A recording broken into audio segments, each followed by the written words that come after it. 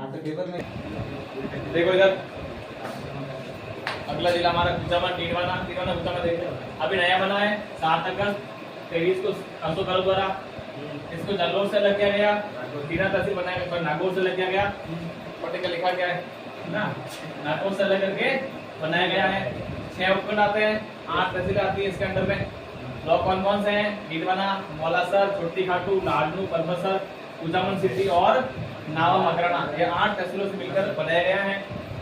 इतिहास इसका देखिए नीलवाना प्राचीन नाम था दुर्दवानक और नीलवानक ये प्राचीन नाम ध्यान रखना इसका। नीलवाना प्राचीन नाम इसका दुर्दवानक नीलवानक संस्कृत शिक्षा में अग्रणी होने के कारण इसको आपानगरी तथा उपकाशी भी कहा जाता है। ध्यान रखना आपानगरी उपकाशी किसे कहा जाता है तो नीलवाना को। लाडनू इसके अन्य नाम थे चंद्रीनगर हेमावास और हेवास हेवास ही बोला मैंने एक बार हो जाती बार नहीं होती। छोटी खाटू यहाँ पहले घना जंगल था विशाल घना जंगल था जिसे खट्टूवन का खट्टूवन ध्यान रखना खट्टूवन से क्या समझते हैं आप तो एक जंगल है इतने लेकिन खट्टूवन से क्या समझते हैं घना जंगल सीतापुर घना जंगल है कोई नदी है किला है पहाड़ है कुछ भी हो सकता है तो ये कितना जान रहा है ये जंगल है और कुछ भी ये लिखा जाता है घना विशाल का लिख सकते हैं। पृथ्वीराज ने पहाड़ी पर एक किला बनवाया था जो पृथ्वीराज का किला कहलाता है। छोटी खाटू में 6 कूप बावड़िया होने का इसको सटकूप के नाम जाता सटकूप क्या है तो छोटी खाटू को 6 बावड़िया है। छठकूप का तात्पर्य छोटी खाटू की 6 बावड़ियों से है। कुचामन यहाँ पहले कूचबंदियों की ढाणी थी इसलिए इसको कुचामन कस्बा कहा जाता है। कूचबंदियों की ढाणी के कारण इसका नाम कुचामन पड़ा और परबसर की स्थापना थी वो परबसा माहेश्वरी ने की थी। चलिए आगे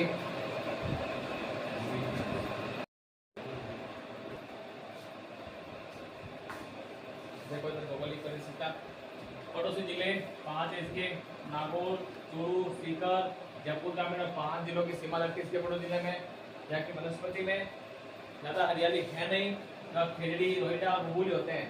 वर्षा बहुत कम मात्रा में होती है बिल्कुल एकदम आर्द्रभूमि है ना नमी वहाँ है ही नहीं सूखापन ही शुष्क एरिया है।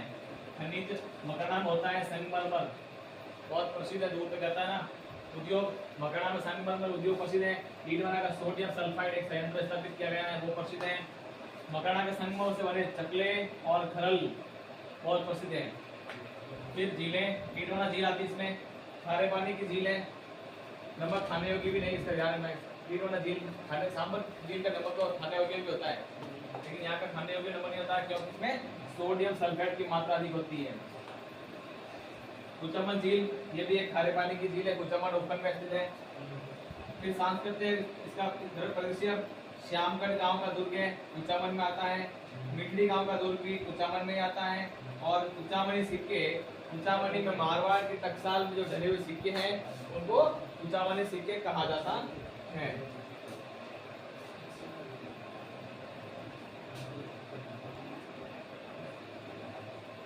तो एक किसी का किला है कुचामन किला। कुचामन किले के बारे में प्रसिद्ध लोकोक्ति है ऐसा किला रानी जाए के पास भले ही हो ठुकरानी जाए के पास नहीं ऐसी इस बारे में कहावत कही जाती है। ऐसा किला रानी जाए के पास भले ही हो लेकिन ठुकरानी जाए के पास नहीं होना चाहिए। यह किला एक ऊंची पहाड़ी पर स्थित है। प्रचलित लोक मान्यता अनुसार मेड़तिया जालिम सिंह ने वनखंडी नामक महात्मा के आशीर्वाद से इसकी नींव रखी थी। यानी एक महात्मा थे साधु थे वनखंडी नाम के उसके आशीर्वाद से मेड़तिया जालिम सिंह ने इस किले के निर्माण की शुरुआत की थी इसकी नींव रखी थी। इस विशाल किले में 18 बुर्ज हैं भव्य महल है सिलखाना कहते शास्त्रागार को जहाँ हथियार शस्त्र रखे जाते हैं। पानी के विशाल टांके हैं और इसमें देव मंदिर भी बना हुआ है। इस किले को अनखला वाला किला हम कहते हैं आइन जावे आएंगे एडा किलो है जैसे आइन जा होने यानी अनखला आवा वाला किला भी कहा जाता है इसको। और इसको जगीरी दुर्गों का सिरमौर भी कहते हैं। ये याद रखना जगीरी दुर्ग के सिरमौर पूछ सकते हैं और इसकी लोकोक्ति के बारे में पूछा जा सकता है। ये जो लोकोक्ति और इसके जगीरी दुर्ग वाले याद रखना पूछ सकते हैं। चलिए आगे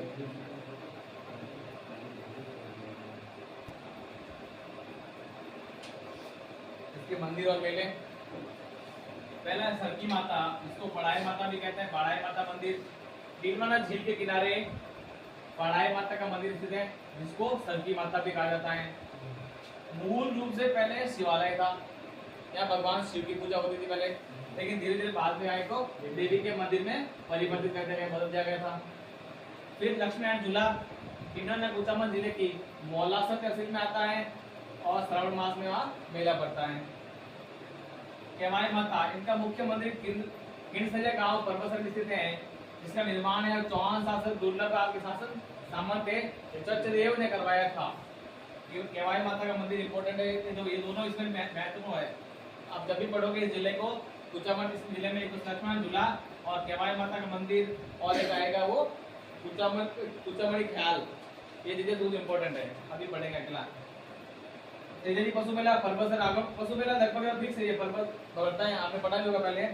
भाद्र शुक्ल दशमी के अवसर पर पंचमी से लगाकर पूर्णिमा तक, यानी तेजदशमी से 5 दिन पहले से लगाकर 5 दिन बाद तक बढ़ता है। दशमी से 5 दिन पहले पंचमी और दशमी के 5 दिन बाद पूर्णिमा से 10 दिन तक बढ़ता है। गणेश मंदिर गणेश डूंगरी पर स्थित है, कुचामन में एक मस्जिद बनाई गई थी शाहजहां द्वारा, वहां पर सन 1041 में गोल्डन पेंटिंग, तो कुचामन की गोल्डन पेंटिंग प्रसिद्ध है। और आप कुचामन में हरियाली अमावस्या पर एक भैरव तालाब है, वहां पर मेला बढ़ता है। भैरव तालाब का मेला भी जाना बहुत बड़ा विशाल मेला बढ़ता है, जो बहुत प्रसिद्ध है आसपास है उसके। आगे चलिए।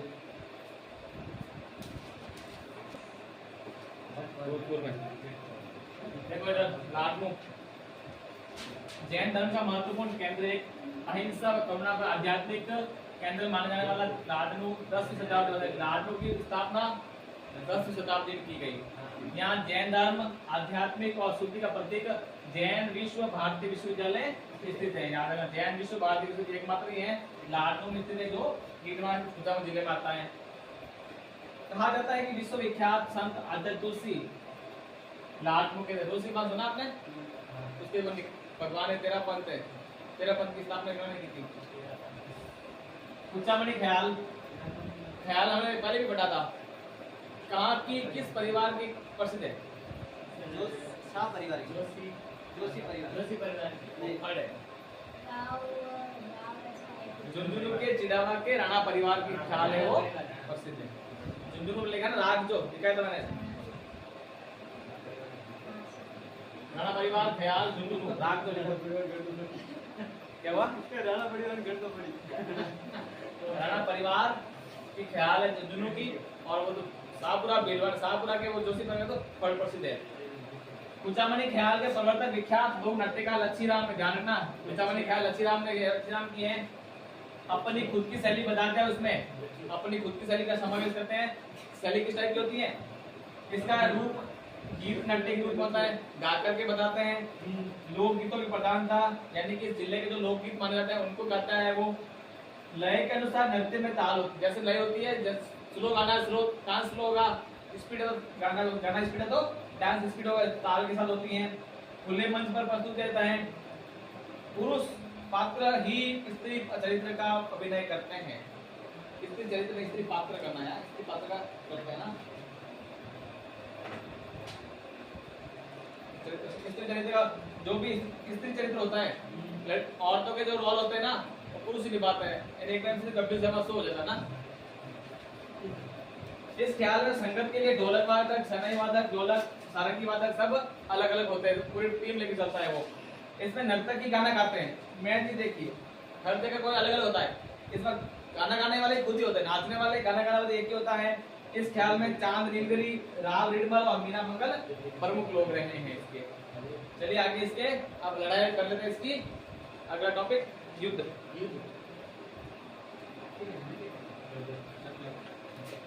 हिंगोले के युद्ध 13 मार्च 1807 को सवाई जगत सिंह द्वितीय और जोधपुर के महाराजा मान सिंह के मध्य परबसर में लड़ा गया था। क्यों लड़ा गया? मेवाड़ की राजकुमारी कृष्ण कुमारी से विवाह को लेकर हुआ था।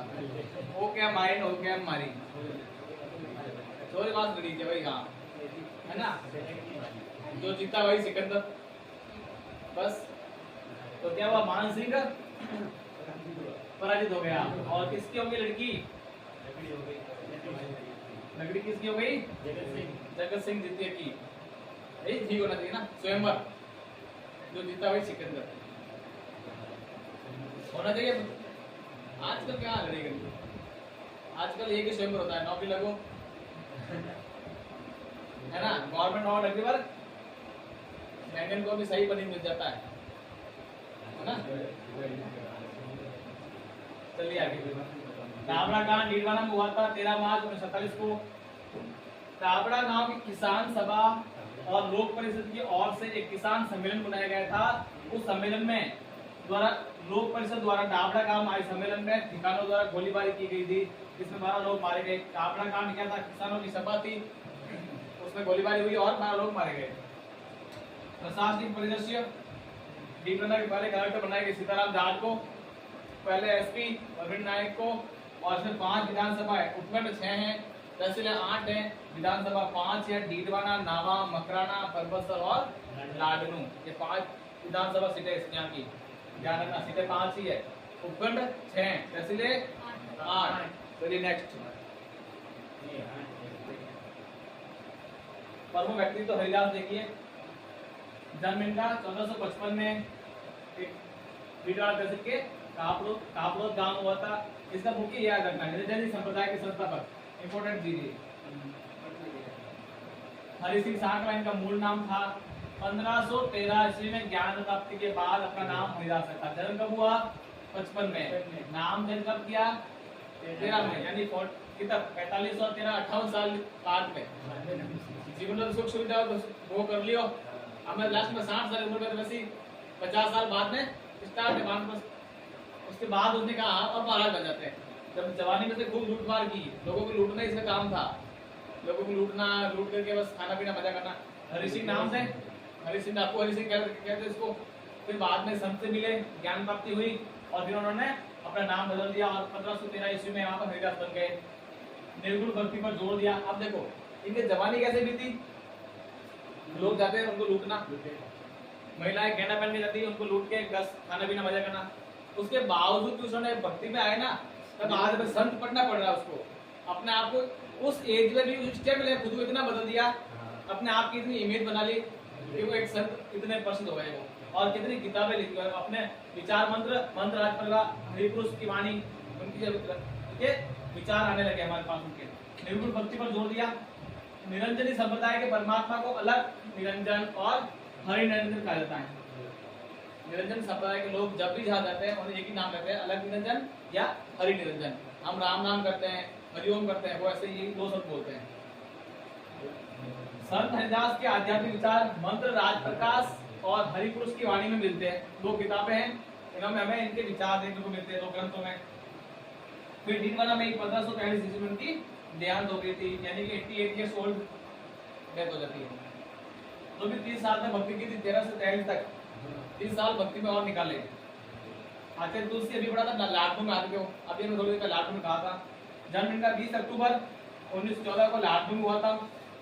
अणुव्रत आंदोलन के सूत्रधार, अणुव्रत आंदोलन हुआ था, इसलिए स्क्रिप्ट तैयार की गई थी, कैसे करना है, क्या करना है, वो आचार्य तुलसी ने की थी। उसके बाद में 22 साल की आयु में तेरापन संघ के 9वें आचार्य बनाए गए। 22 साल पहले मजा किए, 22 साल की एज में आचार्य बन गए। उसके बाद उन्होंने कहा कि इंसान पहले इंसान है, फिर हिंदू मुसलमान है, भाईचारे का संदेश उन्होंने दिया था। चलिए आगे।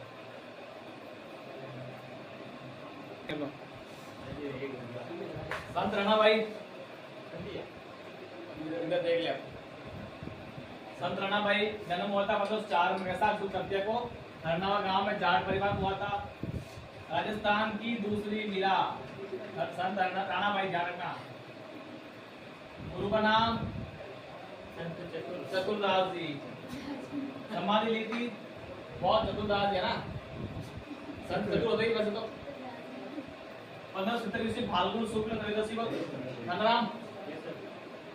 त्रयोदशी कौन सी तिथि होती है? 13 पक्का याद है? 12 द्वादश पूछा मैंने। 12 हाँ 12 यानी 12 माला नहीं 12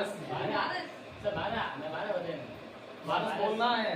उन्होंने वो जीवित समाधि ली थी और मेला भरता है प्रत्येक भाद्र त्रयोदशी को।